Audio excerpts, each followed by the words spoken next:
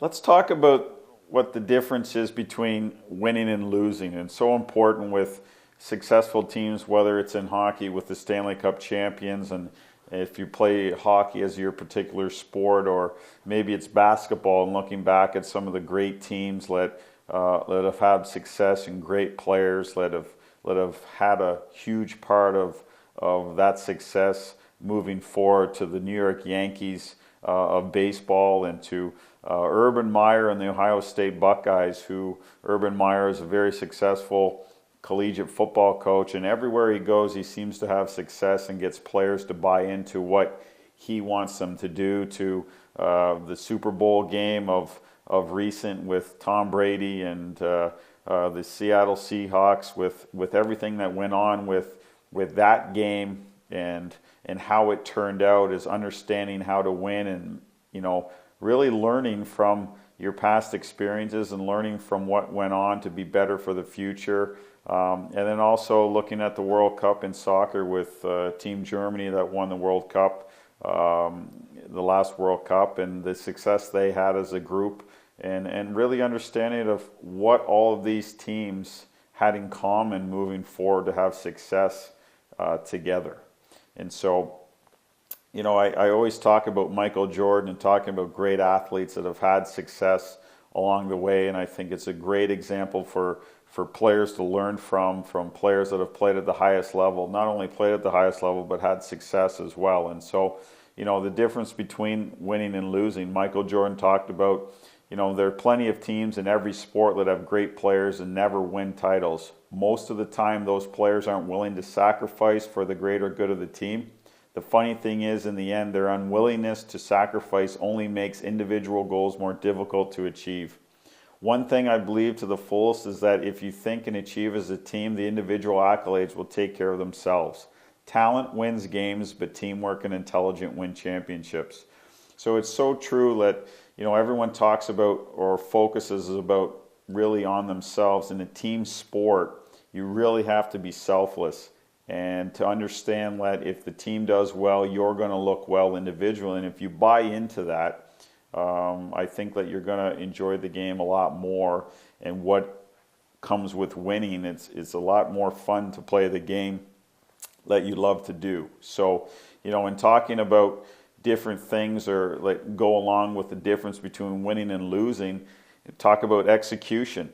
You talk about great players in particular sports. We have Pele with soccer, who was probably the best player ever to play in soccer, who executed and scored goals at key times.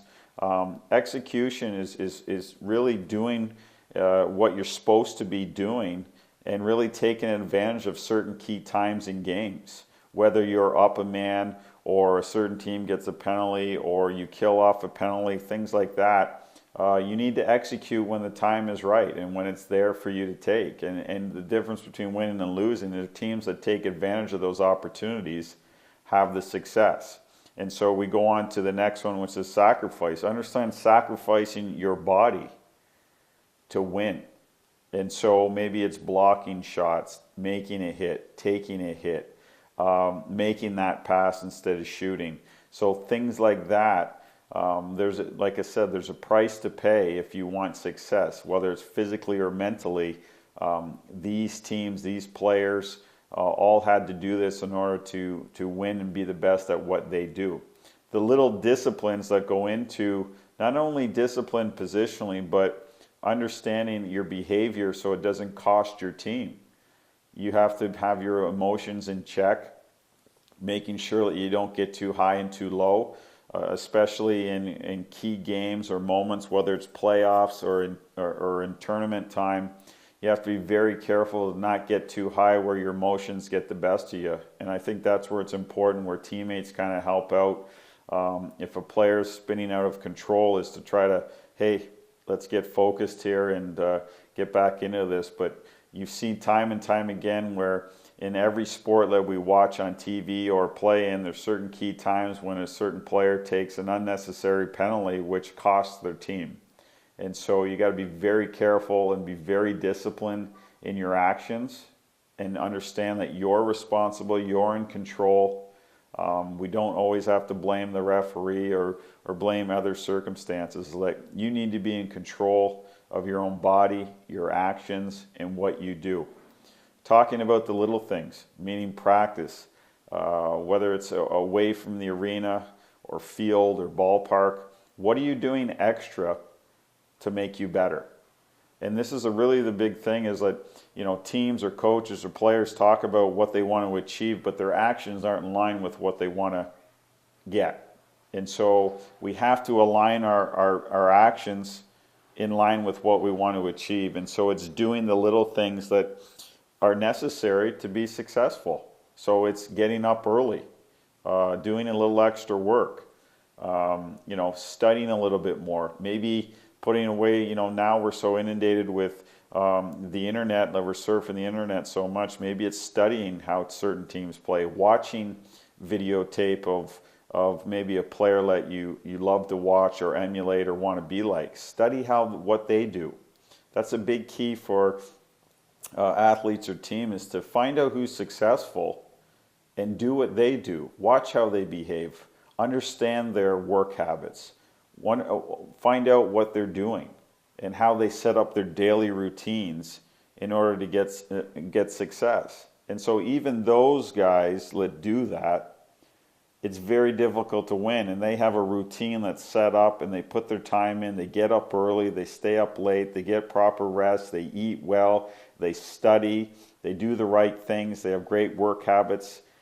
It's those things that you have to do just to give yourself a chance to win in the end. And so it's very important that you understand that it's very difficult, and we have to do these little things in order to set ourselves up.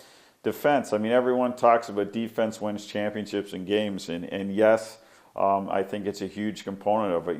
You do need to score in order to win games, but I think the focus should be, when you talk about defense, it's really everyone focuses on where the puck is, where the ball is. And so if you really look at, if you're not around that, what are you doing when you're away from the ball, away from the puck? How are you playing? Are you working harder without the puck or ball? And so these are things to think about, which I was an offensive player when I played.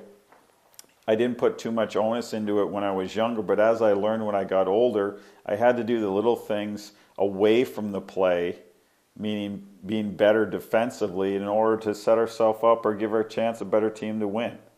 And so I think when you look at players in every sport that have sacrificed maybe their individual accolades for the betterment of the team, and they don't generally learn that till later because of maturity, they understand that they have to put themselves aside and do the little things and maybe play a little bit harder on the defensive side as opposed to offense to get the result they want.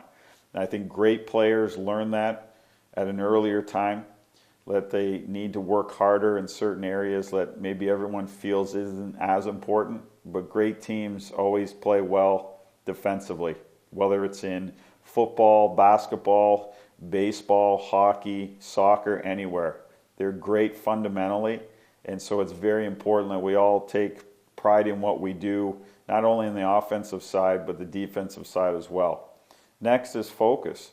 I mean, we all can focus on what we need to be doing at that particular time, and I think it takes laser beam focus to really dial in at that time, in a tournament time, playoff time, or a particular game. It's very important to stay straight on, dead on to the point of what needs to be done in that particular minute, that shift, your rotation, last 5 minutes of the game, first 5 minutes of the game, maybe the last couple minutes of a period or a quarter. Need to stay focused on what it is you need to be doing and managing the game really well.